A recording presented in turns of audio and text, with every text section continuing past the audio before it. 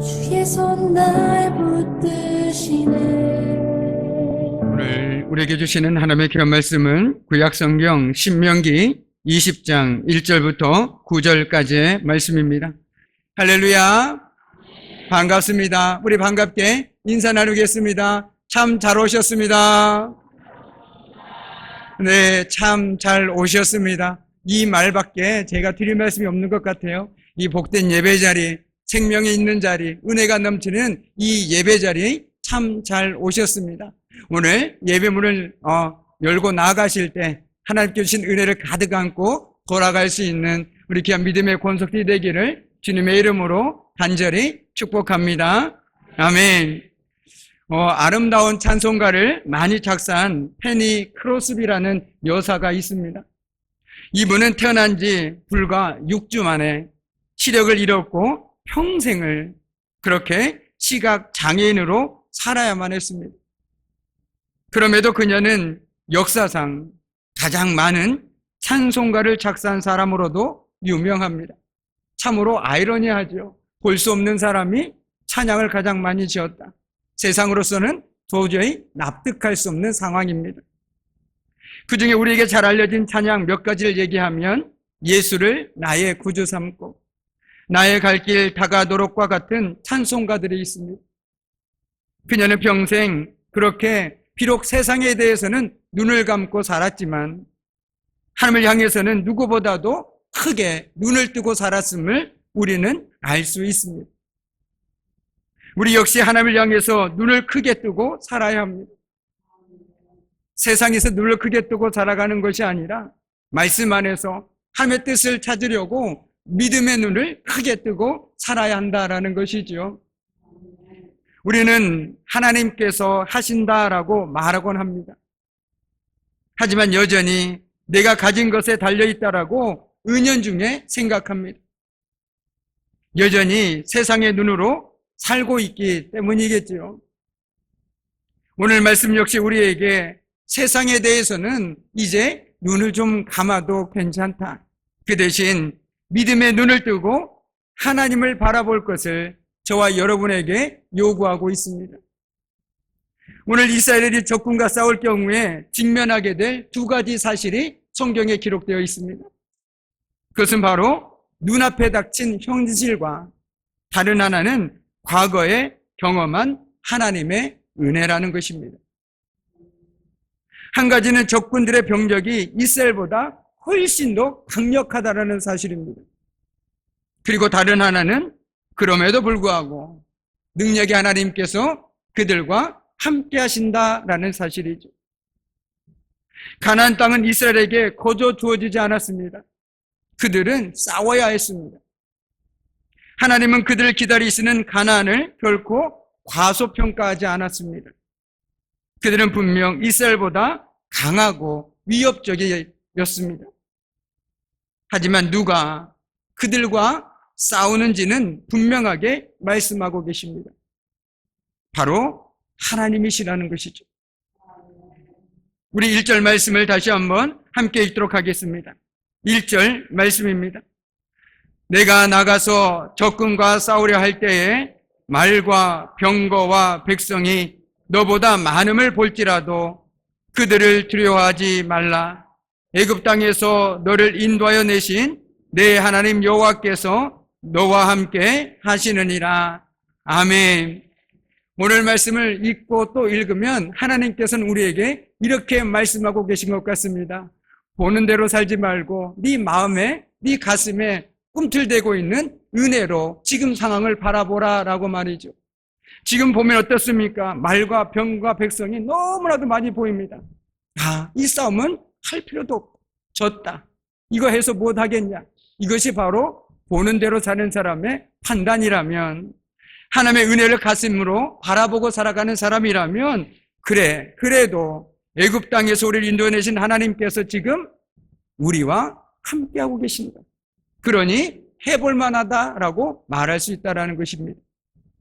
큰 전쟁을 앞두고 두렵지 않는 이가 누가 있겠습니까? 자신의 목숨과 가족과 재산을 걸고 전쟁에 나가야 하는 사람 중에 떨지 않을 수 있는 사람이 과연 몇 명이나 될까요? 그러나 애굽의 바로의 군대를 고꾸라뜨리고 바다의 길을 내시고 사막에 강을 내시며 먹을 것을 제공하셨던 하나님이 함께 하신다는 이 귀한 사실은 두려움을 자신감으로 바꿀 수 있는 유일한 힘입니다. 흔히들 삶을 전쟁이라고 합니다. 그만큼 치열하겠죠. 우리 인생이 그만큼 만만치 않다는 것입니다. 전쟁과 같은 삶을 살다 보니 우리도 두려움과 의심으로 우리의 믿음이 심하게 요동칠 때가 있습니다. 그런데 바로 그때가 믿음의 눈으로 하나님을 바라보아야 할 때입니다. 그리고 잠깐 멈춰서서 뒤를 돌아보고 하나님의 은혜를 곱씹어보고 또 곱씹어보아야 할 때라는 것이죠. 우리가 믿음이 약해질 때는 내가 믿음이 약해졌다라고 생각할 때는 뒤를 한번 돌아보십시오. 내 걸음걸음마다 분명 하나님의 은혜의 흔적들이 선명하게 찍혀 있을 것입니다. 우리가 그것을 다시금 생각하게 될 때, 기억하게 될 때 우리는 누가 뭐라고 해도 하나님 의지하지 말라고 해도 하나님밖에 돕는 자가 없고 하나님밖에 의지할 분이 없다라는 것을 깨닫게 되어질 것입니다. 왜요? 저와 여러분의 삶이 그것을 증거하고 있지 않습니까? 지금도 내가 살아갈 수 있는 것, 누린 것, 가진 모든 것들이 나의 노력도 있지만 하나님께서 함께하지 않으셨다라면 결코 누릴 수 없는 것이라는 것, 저와 여러분은 잘 알고 있지 않습니까? 우리가 그것을 통해서 하나님의 은혜를 깨닫게 될 때 우리는 당연히 하나님 말씀에 귀를 기울이게 된다는 것이죠. 오늘 말씀에도 이렇게 얘기하지 않습니까? 애굽 땅에서 널 인도하여 내신 내 하나님 여호와께서 너와 함께 하시느니라. 아멘. 두려움이 너희를 집어삼키려 할 때 함께 하시는 임마누엘 하나님을 바라보라는 것입니다. 임마누엘 하나님 그리고 에베네셀의 하나님을 기억하라는 것이죠. 이처럼 우리가 보는 것을 쫓지 않는 삶은 내가 아무리 나 보는 대로 살지 않을 거야 노력한다고 되는 것이 아니라는 것 잘 알고 계시지 않습니까? 그러면 어떻게 하면 가능할까요? 바로 하나님을 기억해낼 때 가능한 것입니다. 그때 내가 그 어려운 삶의 고난 가운데서 하나님께서 나를 붙잡아 주셨지. 하나님께서 정말 그 웅덩이와 같은 수렁에서 나를 건져 올려주셨지. 이것들을 생각해낼 때 누가 뭐라고 해도 나는 하나님만 의지하랍니다. 나는 하나님만 붙잡으렵니다. 이렇게 고백할 수 있다는 것이죠. 옆에서 아무리 하나님 의지하십시오, 하나님 믿으십시오라고 얘기하는 것보다 내가 내 삶에 있는 하나님의 은혜를 되찾는 것이 훨씬 더 빠른 길이라는 것입니다. 믿음이 커지길 원하십니까? 믿음의 지름길로 가고 싶으십니까? 그렇다면 가장 먼저 해야 할 것은 하나님께서 나에게 베풀어 주셨던 은혜를 한번 하나하나 곱씹어 보시기 바랍니다. 그렇다면 누가 뭐라고 해도 하나님은 내 삶 속에서 살아 역사하셨고 지금도 역사하고 계시고 앞으로도 역사하실 것이라는 것을 분명히 고백하게 될 것입니다. 그리고 나는 그 주님만을 섬기겠노라고, 그 주님께 내 모든 걸 걸고 살아가겠노라고 당당하게 고백할 수 있다는 것이죠. 왜요? 내 삶이 바로 하나님의 은혜의 결과물이니까. 지금 내가 누리고 살아가고 있는 것이 때로는 힘들지 모르겠지만 그래도 하나님께서 붙들어 주시고 하나님께서 함께 주신 결과 아닙니까? 그래서 우리는 하나님 은혜 없이는 살아갈 수 없다라고 얘기하지 않습니까? 그런데 우리 역시 때로는 하나님을 잊어버리고, 더 정확히 말하자면 하나님의 은혜를 잊어버리고 내 힘과 능력으로 아등바등하며 살아갈 때가 얼마나 많이 있었습니까? 세상을 보고 사람을 의지하며 하나님의 손을 놓치고 살았던 때가 또 얼마나 많았습니까? 그런 우리에게 지금 필요한 것은 바로 말씀 앞에 서서 다시금 하나님의 은혜를 되새기는 것입니다. 그리고 기도로 우리의 영혼의 호흡을 가다듬어야 하는 것입니다. 그래야만 살 수 있습니다. 그래야만 믿음의 눈으로 살 수 있습니다. 그래야만 달콤한 세상의 소리와 두려움을 넘어서 임마누엘 하나님 그리고 에베네셀의 하나님을 기억하면서 어떤 상황 속에서도 설령 나에게 내가 원치 않는 상황들이 계속 나를 덮칠지라도 그럼에도 담대하게 믿음으로 하나님만을 바라볼 수 있습니다. 그분만을 의지할 수 있습니다. 저와 여러분이 오늘도 말씀을 통해서 하나님 한 분만을 생각할 수 있으면 좋겠습니다. 지난날 내 삶에 함께 하셨던 그 하나님만을 되새길 수 있으면 좋겠습니다. 그리고 우리 입술로 이렇게 고백할 수 있으면 좋겠습니다.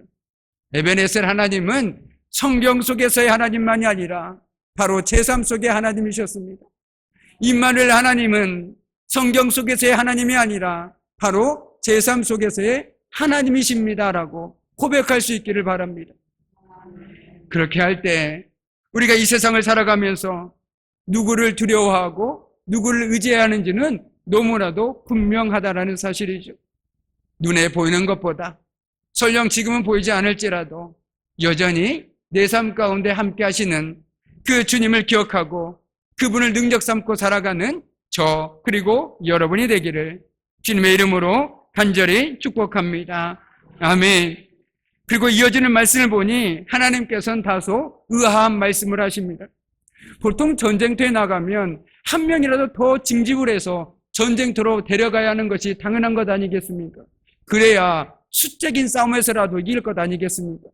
그런데 오늘 하나님 뭐라고 얘기하십니까? 어떻게 하면 마치 한 사람이라도 덜 전쟁터에 보낼까 고민하신 분 같습니다. 그래서 이렇게 얘기합니다. 집을 짓고 살아보지 못한 사람, 포도를 심고 열매를 보지 못한 사람, 약혼하고 아직 결혼하지 않은 사람은 데려가지 말아라. 그런 사람들 몇 없다고 전쟁 못하는 거 아니다라고 하나님께서 말씀하고 계십니다. 또 있습니다. 겁이 나면 누구든지 집으로 돌아가라라고 말씀하십니다. 공연히 다른 사람의 마음까지 흔들 수 있기 때문입니다. 그런데 이 정도 사유에 해당되지 않는 사람이 과연 있을까요? 전쟁을 앞에 두고 겁나지 않는 사람이 어떻겠습니까? 그러면 모두 다 해당됩니다. 이 말씀을 보면 당장 이 사람 빼고 저 사람 빼고 이런 이유 빼고 저런 이유 다 빼면 하나님 과연 전쟁은 누가 합니까? 라고 질문하지 않을 수 없습니다. 하나님은 그 질문에 이렇게 답하고 계십니다. 바로 그것이라는 것이죠. 전쟁은 너희들이 하는 것이 아니고 너희들이 모은 군사로 너희들이 모은 무기로 하는 것이 아니다. 전쟁은 내가 한다라고 이것이 바로 하나님의 말씀이라는 것입니다. 본문을 통해 주시는 말씀이 바로 이것입니다. 군사가 더 있든지 덜 있든지 무기가 좋든지 나쁘든지 또 설령 없든지 간에 그것들은 전쟁의 승패에 전혀 관계가 없다는 것이 하나님의 말씀입니다. 하나님께서 전쟁하시기 때문이라고 분명하게 말씀하고 계십니다. 우리는 기드온을 기억하고 계시죠? 미디안이 이스라엘을 침략했습니다. 그때 기드온은 군사 32,000명을 모으고 또 모았습니다. 그런데 하나님께서 그들을 보시고 너무 많다고 말씀하셨습니다. 겁내고 두려워하는 사람은 다 돌려보내라고 말씀하셨죠. 그랬더니 무려 22,000명이나 집으로 돌아가 버렸습니다. 그래서 이제 10,000명밖에 남지가 않았습니다. 그런데 하나님께서는 여전히 많다고 하십니다. 그래서 다 돌아가고 몇 명이 남았죠? 300명이 남았습니다. 고작 300명으로 전쟁해야 하는데 당시 미디안 군사가 얼마나 되었는지에 대해서 성경은 이렇게 기록하고 있습니다. 미디안과 아말렉과 동방의 모든 사람들이 골짜기에 누웠는데 메뚜기의 많은 수와 같고 그대 낙타의 수가 많아 해변의 모래같이 많음 같았다라고 말입니다. 한마디로 헤아릴 수 없을 만큼 벌떼처럼 그 미디안 군대들이 연합군들이 있다라는 것입니다. 그런데 그들과 싸워야 하는데 이들은 고작 300명입니다. 그런데 전쟁의 결과가 어떻게 되었습니까? 이것이 바로 성도들이 세상을 살아가는 방식입니다. 우리에게 두려움을 주고 근심케 만드는 것은 과연 무엇입니까? 오늘 나를 염려하게 만들고 나를 두려움으로 몰아가는 것은 무엇이냐 묻고 있는 것입니다. 우리의 믿음을 흔들고 약하게 하는 것은 또 무엇이 있습니까? 그것에 매지 말고 그것만을 뚫어져라 쳐다보지 마시기 바랍니다. 그것이 사람이든 환경이든 말이죠. 그것보다는 오직 임마를 하나님, 에베네셀 하나님만 바라보고 하나님의 약속을 붙잡으시기 바랍니다. 그리고 그분께 앞에 철저하게 엎드리시기 바랍니다. 그러면서 우리와 함께 계시고 우리 위해 싸우시는 최악의 순간, 그리고 설령 실패의 순간, 가장 두려운 사망의 음침한 골짜기를 다닌다고 할지라도 임마누엘 하나님께서 함께 하심을 믿는 담대한 믿음으로 하나님만을 바라보고 의지하며 살아가야 하겠습니다. 이것이 오늘 말씀 앞에선 우리들의 삶의 모습이어야 되는 것입니다. 주님, 내가 지금껏 의지했던 것들을 내려놓기를 원합니다. 주님, 내가 무엇을 내려놓아야 하겠습니까? 주님, 나이를 즐겁게 하는 것이 과연 무엇입니까? 주님 생각나게 해주시고 그거보다 더 고개를 돌려서 주님만을 바라보게 해주십시오. 주님, 혹시 내 삶 가운데서 내가 주님의 은혜를 믿고 살아가고 있지는 않습니까? 그렇다면 오늘 그 은혜를 다시금 되새기게 하여 주옵소서. 그래서 내가 내 삶이 내 뜻대로 되지 않더라도 지난날 함께했던 그 하나님을 붙잡고 살아갈 수 있는 믿음의 삶을 살아가게 해주십시오. 제대로 믿고 살아가게 해주십시오. 제대로 믿고 제대로 살아가게 해주십시오. 이것이 바로 오늘 말씀을 통해서 우리가 하나님께 올려드려야 할 기도가 아닐까 생각되어집니다. 우리는 보이는 대로 살아가는 데 익숙해져 있습니다. 들리는 데 살아가는 데 익숙해져 있습니다. 그러나 오늘 하나님께서는 보는 것, 들리는 것보다 은혜를 기억하고 함께 하셨던 하나님을 기억하고 살아가라라고 말씀하고 계십니다. 오늘 저와 여러분이 다시금 하나님의 은혜를 잊어버렸다라면, 그래서 내 마음이 차가워졌다라면 다시 그 하나님의 은혜로 말미암아 가슴이 뜨거워지고 정말 의지할 분은 하나님밖에 없음을 고백하면서 그 주임으로 말미암아 날마다 삶 속에 하나님 주신 은혜가 더 차고 넘쳐나기를 주님의 이름으로 간절히 축원합니다. 아멘. 기도하겠습니다. 임마누엘 하나님, 오늘 말씀을 통해 우리의 삶을 비춰봅니다.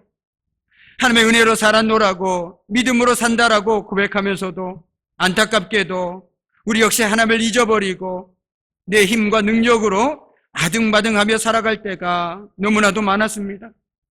주여, 우리의 연약함을 용서해 주시고 특별히 우리가 오늘 말씀을 기억하면서 모든 순간 모든 상황 가운데서 임마누엘 하나님께서 함께 하심을 믿는 담대한 믿음으로 하나님만을 바라보고 의지하며 살아가게 하여 주옵소서. 감사드리오며 예수님의 이름으로 간절히 기도드립니다. 아멘. 이제는 우리 주 예수 그리스도의 은혜와 아버지 하나님의 그 말할 수 없는 사랑하심과 성령의 사귐과 임재와 다스리심이 모든 순간 모든 상황 가운데서 임마누엘 하나님께서 함께 하심을 믿는 담대한 믿음으로 하나님만을 바라보고 의지하며 살아가길 결단하는 사람 믿음의 권속들의 삶과 그들의 가정과 일터와 삶의 현장 위에, 그리고 사랑하는 자녀들 위에 이제부터 영원토록 함께 하시기를 간절히 축원하옵나이다. 아멘.